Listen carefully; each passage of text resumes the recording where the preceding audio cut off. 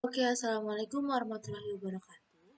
Perkenalkan, nama saya Putri Parasi. Di sini saya mewakili kelompok 4 yang akan memandu jalannya penyajian materi pada hari ini. Nah, judul materi yang kita ambil adalah manajer sebagai perencanaan dan strategis.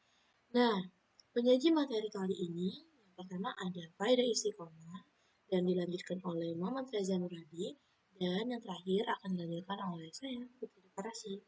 Baik, kita akan mempersilakan dulu untuk Faida menyajikan materi. Faida, silakan. Perencanaan. Perencanaan ini dimaksud untuk mengidentifikasi dan memilih tujuan dan tindakan yang tepat untuk sebuah organisasi. Rencana organisasi yang dihasilkan dari proses perencanaan merinci tujuan dan menentukan bagaimana manajer akan mencapai tujuan tersebut. Strategi adalah kumpulan keputusan dan tindakan yang diambil manajer untuk membantu organisasi mencapai tujuannya. Di dalam strategi yang baik itu terdapat suatu koordinasi tim kerja, memiliki tema, mengidentifikasi faktor pendukung yang sesuai dengan prinsip-prinsip pelaksanaan gagasan secara rasional, efisien, dan pendanaan, dan memiliki taktik untuk mencapai tujuan secara efektif. Di dalam suatu organisasi terdapat berbagai tingkatan tujuan atau rencana dalam setiap kepentingannya, yaitu yang pertama ada misi statement. Di dalam organisasi terdapat sebuah misi yang untuk mencapai suatu target dalam keberhasilan suatu perusahaan. Misi ini dapat kita gambarkan berupa karakteristik sebuah perusahaan seperti nilai-nilai perusahaan, kualitas barang, alokasi, serta gaya kepemimpinan. Tujuan dibuatnya untuk suatu misi statement ini adalah agar rencana tersebut dapat terarah dengan jelas dan tidak sembarangan. Yang kedua ada strategi goals. Proses yang terjadi pada strategi ini melibatkan manajemen senior seperti CEO, direktur, dan seorang yang memiliki sebuah jabatan yang tinggi, dan manajer dari pihak bisnis yang bertanggung jawab atas sebuah perencanaan ini. Tujuan dari proses perencanaan ini berupa menentukan target tingkat tinggi sebagai pengukur kemajuan suatu perusahaan, kontribusi keberhasilan sebuah perusahaan yang berkaitan dengan produk dan layanan serta sarana, seperti orang dan sistem. Yang ketiga ada taktika goals. Perencanaan taktik ini adalah sebuah rencana aksi dalam jangka waktu 1-3 tahun dan harus dilakukan sejalan dengan perencanaan strategi dan mengimplementasikan tujuan perusahaan agar mencapai bagian-bagian dari strategi perusahaan. Perusahaan dapat meningkatkan volume penjualan melalui penjualan online dan event yang ada. Yang keempat ada operational goals. Biasanya ini berkaitan dengan departemen atau individualis. Operational goals ini adalah sebuah bisnis menggunakan sebuah rencana operasional untuk mengurangi risiko dalam jangka panjang. Jika rencana ini tidak berjalan dengan ekspektasi perusahaan, maka perusahaan dapat mengubah arah dan fokus pada kegiatan lain. Rencana operasional ini memberikan rincian tentang kewajiban dan tugas bagi karyawan. Sebuah perusahaan perlu mengetahui siapa yang bertanggung jawab atas pekerjaannya agar tujuan perusahaan dapat terrealisasikan sesuai dengan perencanaan. Indikator operasional atau jangka pendek, mereka berkaitan dengan erat dengan proses dan operasi perusahaan secara keseluruhan. Indikator operasional ini ditugaskan kepada orang-orang yang melibatkan setiap karyawan perusahaan sehingga dia secara aktif berkontribusi pada tujuan strategi organisasi. Selanjutnya ada karakteristik perencanaan. Di dalam merencanakan hal, manajer biasanya mempunyai patokan waktu yang digunakan. Waktu tersebut biasanya tergantung dengan besarnya bisnis atau proyek. Biasanya dibedakan menjadi jangka panjang, jangka menengah, dan jangka pendek. Jangka panjang sendiri ini berkisaran kurun waktu 5 tahun atau bisa lebih. Dan biasanya ini strategi waktu ini biasanya digunakan untuk di level perusahaan, dan untuk jangka menengahnya sendiri berkisaran antara waktu 1-5 tahun. Jangka waktu ini hampir sesama dengan jangka panjang, tetapi jangka ini juga sering dipakai untuk level fungsional, sedangkan jangka pendek sendiri berkisaran antara waktu 1 tahun atau kurang yang digunakan untuk strategi level fungsional. Menentukan um, menentukan misi dan tujuan organisasi. Yang pertama ada mendefinisikan bisnis. Jadi kita tuh yang pertama tuh harus apa sih yang bisnis kita kita buat, apa sih sebetulnya apa sih gitu. Bisnis apa apa yang kita buat itu kita definisikan dulu, apa kita kita uraikan dulu apa bisnisnya gitu. Terus yang kedua menentukan tujuan utama. Jadi tujuannya itu untuk apa kita buat bisnis ini. Terus manfaatnya apa gitu. Nah, terus kita masuk ke bisnis level strategis. Jadi, bisnis level strategis itu yang pertama ada low cost. Jadi, low cost ini uh, mendorong perusahaan menurunkan biaya produksinya di bawah biaya produksi pesaingnya. Nah, dengan strategi ini, nah, untuk manajer produksi harus mencari cara baru untuk mengurangi biaya produksi. Nah, kalau untuk manajer R&D, yaitu fokus pada pengembangan produk baru yang dapat diproduksi dengan lebih murah gitu. Kalau untuk manajer pemasaran, itu mencari cara untuk menurunkan biaya pemasaran. Nah, ketika perusahaan menetapkan harga yang rendah, maka apa? Maka akan menyuntikkan perusahaan baru untuk masuk ke dalam industri. Nah, yang kedua ada differentiation. Jadi, maksud dari differentiation ini yaitu membedakan produk kita dengan produk dari pesaing. Misalnya membedakan desainnya, produknya, kualitasnya, atau after sales service-nya dengan kata lain layanan. Nah, biasanya membuat produk unik dan berbeda itu pasti mahal, sehingga meningkatkan harga produk. Nah, diferensiasi ini membuat perusahaan baru sulit masuk ke dalam industri karena tidak memiliki nama dan konsumen tidak mau produk lain, sehingga memungkinkan perusahaan yang melakukan diferensiasi untuk menetapkan harga lebih tinggi.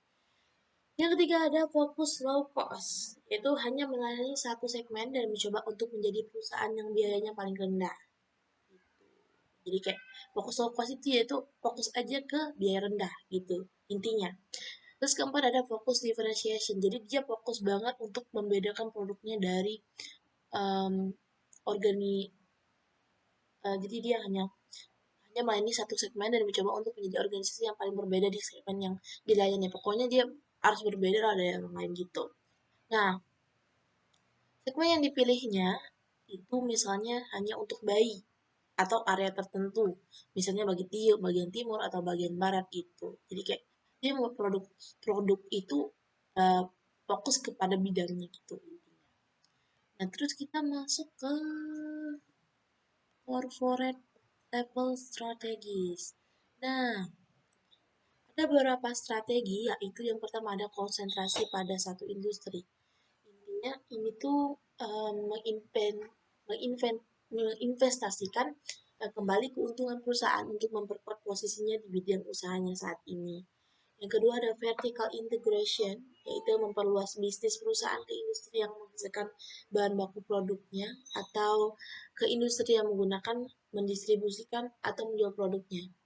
Yang ketiga ada diversifikasi, yaitu memperluas bisnis perusahaan ke industri baru supaya menghasilkan produk dan pelayanan baru. Nah, dalam diversifikasi ini ada dua macam, yaitu relate diversification, yaitu melakukan diversifikasi ke divisi atau bisnis yang berhubungan dengan bisnis yang sudah ada.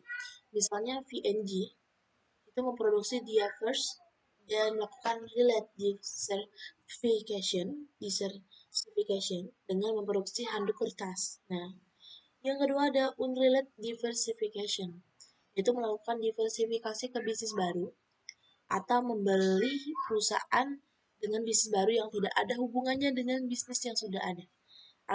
Alasan melakukan unrelated diversification adalah yang pertama adalah manajer membeli perusahaan yang performanya kurang baik, kemudian manajer mentransfer manajemennya sehingga meningkatkan performanya gitu. Jadi kayak kesehatan toko gitu. Kedua ada meningkatkan keuntungan dari divisi-divisi yang berbeda. dan mengurangi risiko dengan bisnis yang berbeda-beda terlalu banyak. Nah, jadinya berbeda-beda ini terlalu banyak diversifikasi dapat menyebabkan manajer kehilangan kontrol pada bisnis. Jadi kayak beda-beda bingung jadinya gitu. Nah, yang keempat ada ekspansi internasional. Menjual produk ke luar negeri dan bersaing di lebih dari satu pasar nasional. Nah, ekspansi internasional ini ada dua strategi yang dapat dilakukan. Yang pertama ada global strategi, yaitu menjual produk dengan standar yang sama dan menggunakan dasar pendekatan pemasaran yang sama di tiap pasar nasional. Keuntungannya yaitu menghemat biaya, tidak perlu melakukan penyesuaian produk dan pendekatan yang berbeda di tiap negara. Kerugiannya bisa kalah bersaing dengan kompetitor lokal dan melakukan penyesuaian dengan selera konsumennya. Yang kedua ada multi-domestic strategi, yaitu menyesuaikan produk dan strategi pemasaran dengan kondisi pasarnya. Nah, keuntungannya, dengan adanya penyesuaian produk, maka manajer dapat menjual dengan harga yang lebih mahal.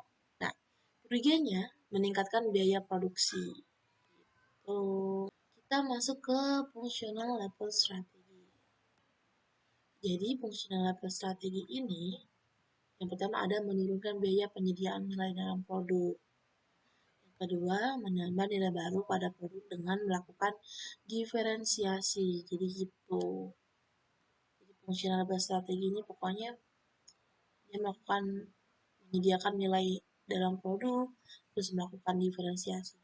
Masuk ke MBO, model MBO, tahu nggak? Model MBO. Jadi kita masuk ke apa itu MBO. Dalam dunia kerja, banyak karyawan merasa tidak sejalan dengan tujuan perusahaan. Begitu pula sebaliknya, banyak perusahaan merasa karyawannya tidak sesuai dengan visi mereka. Padahal, kesesuaian tujuan antara perusahaan dan karyawan adalah hal yang amat penting. Nah, manajemen by objectives atau MBO adalah proses yang dilakukan untuk menentukan tujuan dalam organisasi sehingga perilaku karyawan itu bisa selaras dengan tujuan tersebut. Terus proses ini tuh dilakukan oleh manajer dan karyawan. Nah, kita masuk ke kelebihan dan kekurangan MBO ini. Jadi kelebihannya itu membantu karyawan untuk menghargai peran dan tanggung jawab mereka. Terus key result area atau KRI itu dibuat sesuai masing-masing karyawan tergantung pada minat, kualifikasi, pendidikan, dan spesialisasi mereka. Nah, terus biasanya menghasilkan komunikasi dan kerjasama tim yang lebih baik, memberikan pemahaman yang jelas tentang apa yang diharapkan perusahaan dari karyawan. Terus juga kelebihannya setiap karyawan diberi tanggung jawab yang berbeda, sehingga mereka merasa sangat diperlukan oleh perusahaan. Terus juga kelebihannya itu berpotensi mengembangkan loyalitas karyawan terhadap perusahaan. Dan yang terakhir adalah manajer membantu memastikan bahwa tujuan tim sejalan dengan tujuan perusahaan. Kekurangannya itu kerap mengabaikan etos dan kondisi kerja perusahaan yang sudah ada.